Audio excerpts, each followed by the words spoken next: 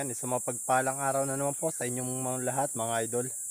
So ngayong araw po ay tayo'y balik content na naman po. Ito na po muna yung pansamantalang content natin. Wala po tayong fishing. Natagalan din po tayong hindi nakapag-upload. So nasa 2 linggo rin po. 3. Yan, dahil nagkasakit po tayo. Yan. Kaya ngayon, try naman natin harvest ng honeybee or pukyutan. Yan, harvesting tayo. Baka may pulot, ay napakamahal po ng honey ngayon dito sa amin, kahit dito sa probinsya. Nasa 350 na po per lapad. Lapad po, yun ang bintahan. Kaya subukan po natin ngayon mag-harvest dahil may nakita po tayo kanina na pukyutan. Yan, nandito po tayo sa bukid. Yan, ito na po yung ating gagamitin. Dadalhin po natin sa bahayan ng pukyutan. Yan, papakita ko po sa inyo kung ano yung ginagamit natin. Bali, solo harvesting po tayo. Tayo lang mag-isa, tayo rin po magbibideo. Yan. Sana po may makuha po tayo kahit 2 lapad lang, 2 bote. Para pera na rin po. Yan. So, papakita ko po sa inyo yung ating mga ginagamit sa pagpupuag ng pukyutan. So, iba-iba po kasi ng ginagamit bawat mga hunting. Tayo po ay kayakas at adyo o aralagaw. Yan, papakita ko po sa inyo. Yan, ito po mga idol yung ating gagamiting pausok. Ito po mga idol ay isang kahoy na kung tawagin dito sa Marinduque ay adyo or alagaw. Yan, ito yung gagamitin natin. Tapos yun, kayakas.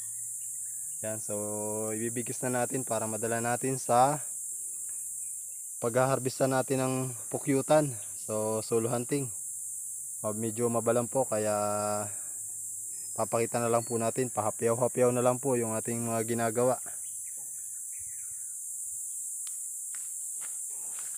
Yan.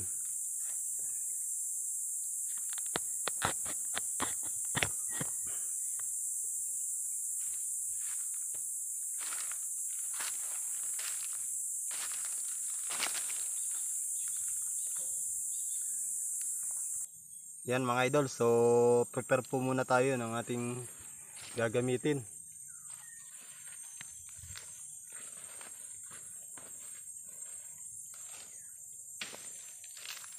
Magtatali po tayo mga idol ng mga gagamitin natin.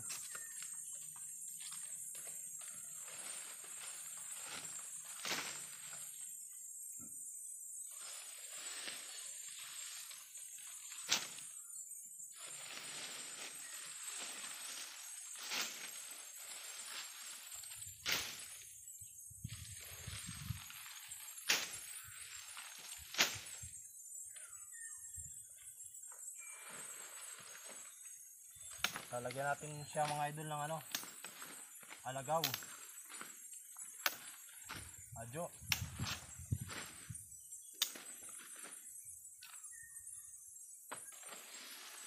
Then kaya kasunod tayo.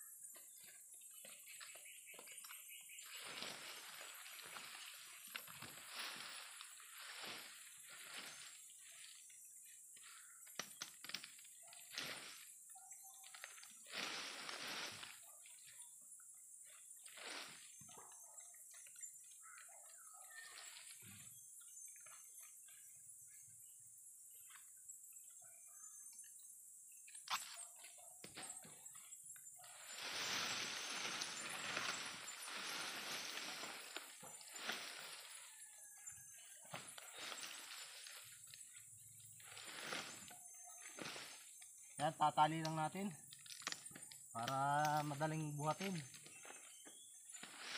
Yan, okay na mga idol. Okay na, gagawa ulit tayo ng isa.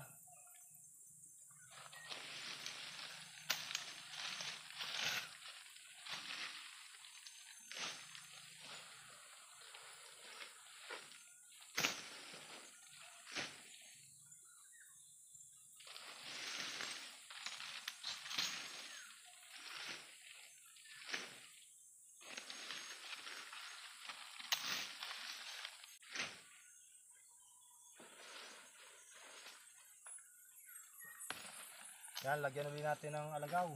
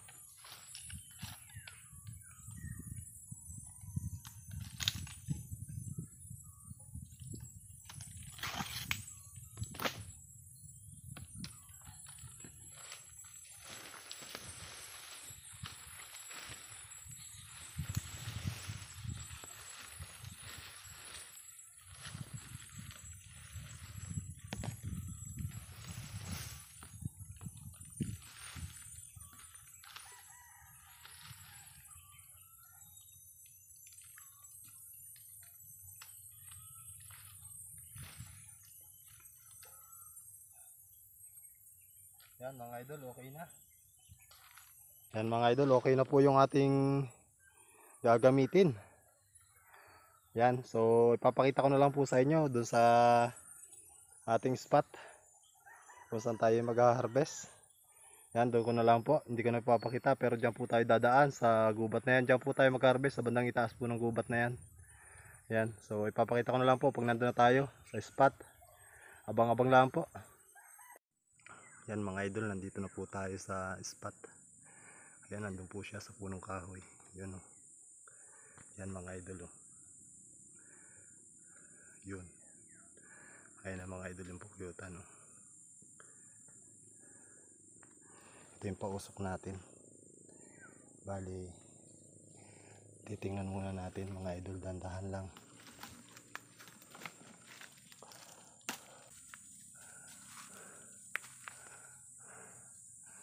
Ayan mga idol o. Yan yung pukyutan o. Medyo mababa lang naman mga. Ayan, gagawa na tayo ng pausok.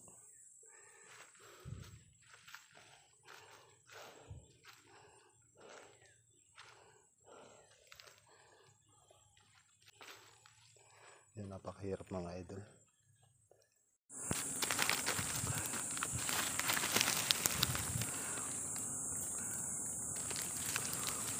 Gias na.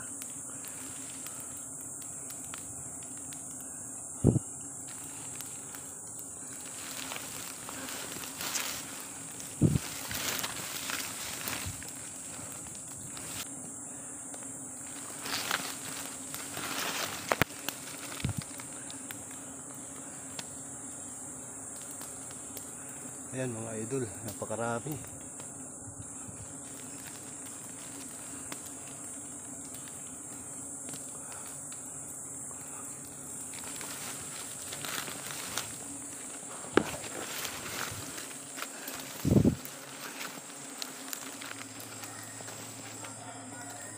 Yan mga idol, so talagang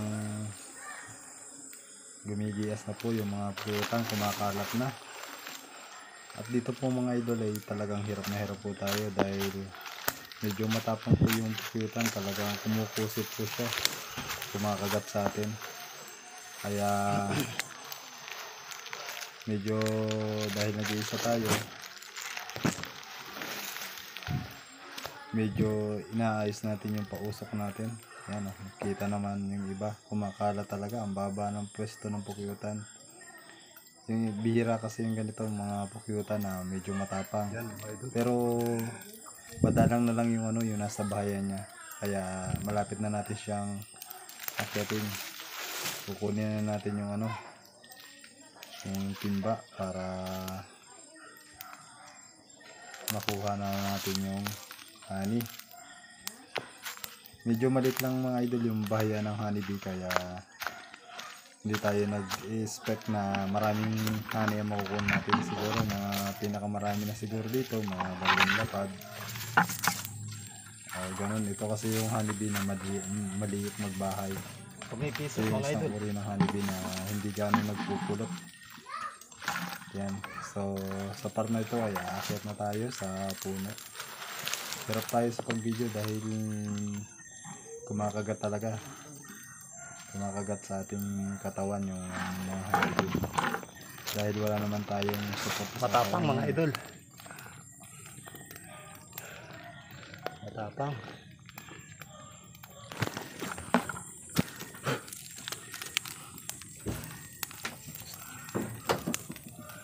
Ayan, so gumawa tayo ng isang maliit na pausok para Matapang. dalhin natin pataas papunta sa itaas ng puno. Kahit wala na halos mga pukyutan sa bahayan, ay napaka dami ng kumakalat at gustong kumagat talaga sa atin. Gusto tayong papakin. Bira lang naman nangyari to yung ganito. Yan, Yan mga idol, wala na. wala na po Tuyo na. siyang Walang tao. kapulutan. At sa part na ito ay nasa itaas na po tayo ng puno mga Mahirap idol. mga idol. At nakalimutan pa natin magdala ng itak o kutsilyo para mapampugot sa mismong honey doon sa pinakang lagayan niya. Kaya ang ginagawa natin, pinipilas na lang natin ang kamay Yan, muna natin. Kaya nahirapan tayo. Yun, Dumadami. talagang tinatanggal na lang natin ang kamay. Ang dahil pa ng puputan. Kaya ang ginawa natin, kinayod na lang natin ang timba mga idol. Dahil medyo may dala na. Yan, hirap na tayo dito kasi kumukusip talaga yung puputan. Hindi tayo mag-focus pag video. Dahil kabilang kamay natin ay gumagana sa pag. Yan, at dito nga ay dali-dali tayong bumaba dahil masyadong Naiisip, mga marami idol. kumukusip sa ating katawan, kumakagat. Pero hindi naman tayo nilalalahan ng mga kusit nito mga idol. Parang kagat lang sa atin ng langgam at hindi na makagat. Matapang. Kaya dahil kalat na yung mga hanid, yung mga pukyutan, kaya dali na tayo Yan, matapang mga idol. sa spot. Yan, so mga idol, magdala na rin tayo ng pausap Yan. para hindi tayo Okay na. habulin.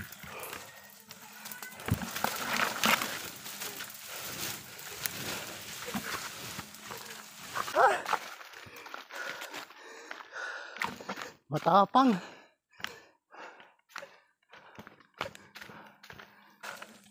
Ah.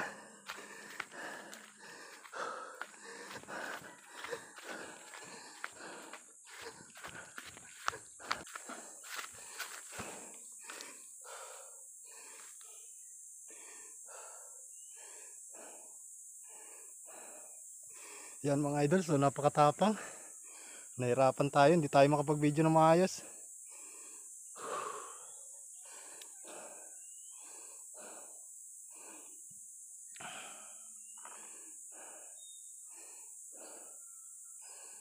A few moments later. Yan, ito na po yung nakuha nating honey. Yan, nilalagay na natin sa bote.